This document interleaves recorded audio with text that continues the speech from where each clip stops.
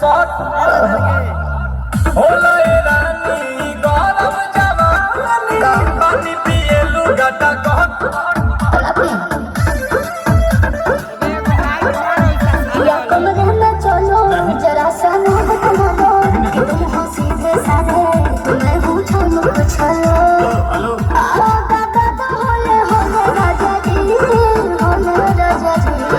आओ दादा तो होले होले राजा जी होले राजा जी कमरिया गोले गोले कमरिया गोले गोले कमरिया गोले गोले गोले गोले गोले राजा जी कमरिया गोले गोले गोले गोले गोले राजा जी कमरिया गोले गोले